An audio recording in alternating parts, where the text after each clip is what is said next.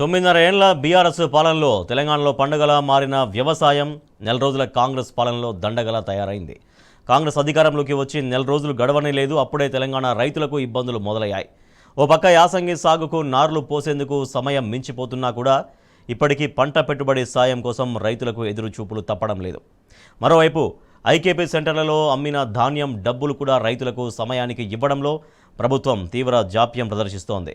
ఈ పరిస్థితుల్లో పెట్టుబడికి డబ్బులు లేక రైతులు సాగు దండగా అని అనుకుంటున్నారు.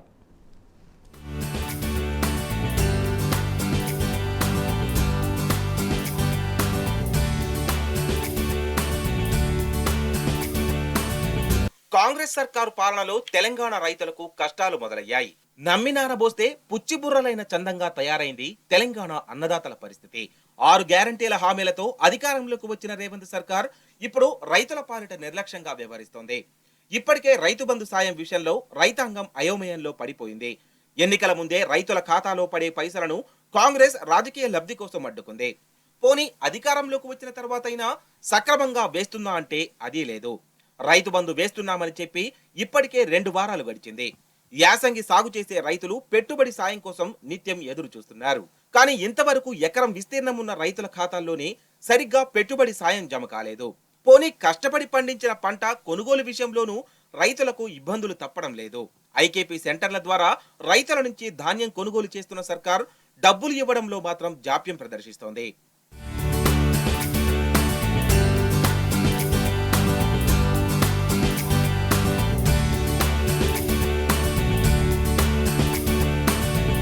తెలంగాణ రాష్ట్రం ఏర్పడిన తరువాత 10 ఏళ్ల పాటు సాగుకు స్వర్ణయుగంగా మారింది. గత బీఆర్ఎస్ పాలనలో అన్నదాతలు చింత లేకుండా పంటలు పండించుకున్నారు.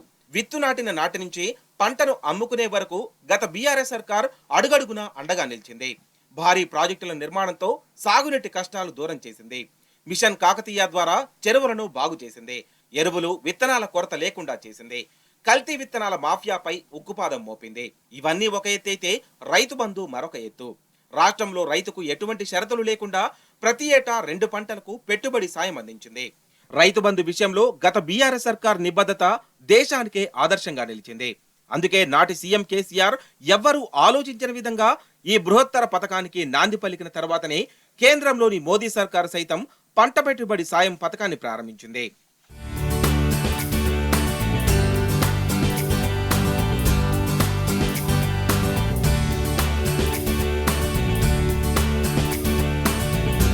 ఇక ధాన్యం కొనుగోలు విషయంలోనూ గత బీఆర్ఎస్ సర్కార్ రైతుల పక్షాన్ని నిలిచింది. ఇటువంటి విప్లవాత్మకమైన పథకాలు విధానాల మూలంగా తెలంగాణ రాష్ట్రం 10 ఏళ్ల కాలంలో దేశానికే అన్నపూర్ణగా మారింది. వ్యవసాయ రంగంలో అద్భుతాలు సృష్టించింది. గత బీఆర్ఎస్ సర్కారు పాలనలో తెలంగాణలో ధాన్యం దిగుబడి రికార్డు స్థాయిలో పెరిగింది. అయినప్పటికీ ధాన్యం కొనుగోళ్ల విషయంలో గత ప్రభుత్వం ఏనాడు జాప్యం చేయలేదు. కరోనా పాండమిక్ సమయంలోనూ ధాన్యం కొనుగోళ్ల విషయంలో రైతులకు ఇబ్బందులు లేకుండా చూసిన ఘనత నాటి సీఎం కేసీఆర్ కి దక్కుతుంది.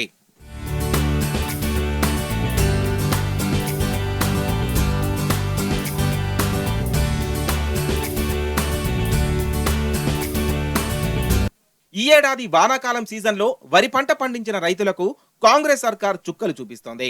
ధాన్యం కొనుగోలు జరిగి వారాలు గడుస్తున్నా ఇంకా రైతుల ఖాతాల్లో డబ్బులు జమ కావడం లేదు. ఈ ఏడాది వానాకాలం సీజన్లో సైతం రాష్ట్రంలో రికార్డు స్థాయిలో ధాన్యం దిగుబడి వచ్చింది. కొనుగోళ్ల సమయంలో ఎన్నికల కోడ్ అమల్లోకి వచ్చింది. అయినప్పటికీ ముందు జాగ్రత్త చర్యగా గత బీఆర్ఎస్ ప్రభుత్వం ఐకేపీ ఆధ్వర్యంలో అన్ని గ్రామాల్లో పంట కొనుగోలు కేంద్రాలను ఏర్పాటు చేసింది. ఐకేపీ సెంటర్లలో వరి ధాన్యం కొనుగోళ్లు ఎన్నికలకు ముందు నుంచే ప్రారంభమయ్యాయి. అయితే ఎన్నికల ఫలితాల తర్వాత కాంగ్రెస్ అధికారంలోకి వచ్చిన తర్వాత రైతులకు ఇబ్బందులు మొదలయ్యాయి. ధాన్యం అమ్ముకున్న రైతులు డబ్బుల కోసం ఎదురు చూస్తూనే ఉన్నారు. గతంలో బీఆర్ఎస్ సర్కార్ ధాన్యం కొనుగోలు చేసిన వారం రోజుల్లోనే ఖాతాల్లో డబ్బులు జమ చేసేదని రైతులు గుర్తు చేసుకుంటున్నారు.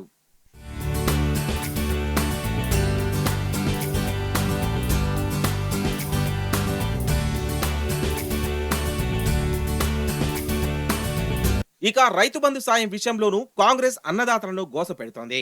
గతంలో యాసంగి సీజన్ కోసం బీఆర్ఎస్ సర్కార్ టంచన్ గా రైతు బంధు పైసలు ఖాతాల్లో వేస్తుండే.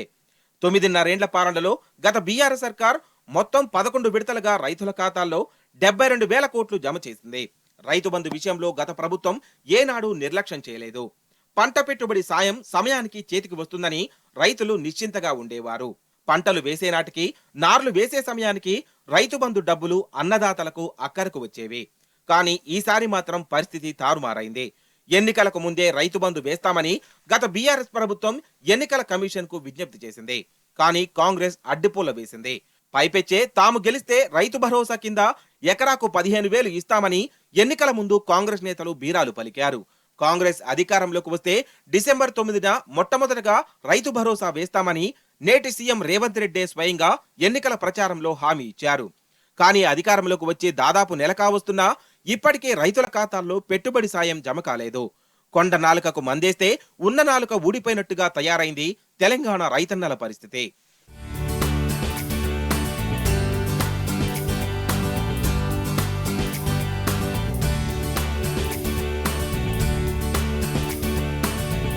రైతు బంధు సాయం కోసం ఇప్పటికీ రైతులు ఎదురు చూస్తూనే ఉన్నారు. ఇప్పటి వరకు కేవలం ఎకరం లోపు రైతులకు మాత్రమే ప్రభుత్వం డబ్బులు జమ చేసింది. ఇందులో కొంతమంది రైతుల ఖాతాలో ₹1, ₹18 క్రెడిట్ కావడంతో రైతులు ఆందోళన పడుతున్నారు. ఒక పక్క పండించి అమ్మిన ధాన్యం డబ్బులు ఖాతాలో పడడం లేదు, మరోపక్క రైతు బంధు సాయం కూడా రావడం లేదు. ఈ ఏడాది యాసంగి సాగుపై ఇది తీవ్ర ప్రభావం చూపనుందని విశ్లేషకులు చెబుతున్నారు. ఎందుకంటే చాలా మంది రైతులు పెట్టుబడి సాయం రాకపోవడంతో ఇప్పటికే నార్లు వేయలేదు. యాసంగి సీజన్లో పంట దిగుబడి తగ్గడం ఖాయంగా కనిపిస్తోంది.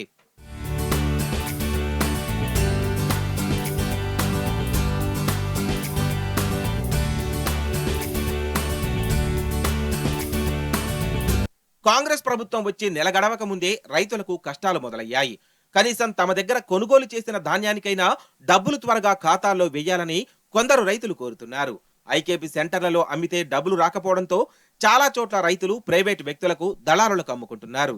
ఇదే అదునుగా తక్కువ ధరకు రైతుల పంటను కొని మోసాలకు పాల్పడుతున్నారు దళారులు. గత బీఆర్ఎస్ ప్రభుత్వ పాలనలో పండుగలా మారిన వ్యవసాయం నెల రోజుల కాంగ్రెస్ పాలనలో దండగలా మారిందని రైతులు వాపోతున్నారు.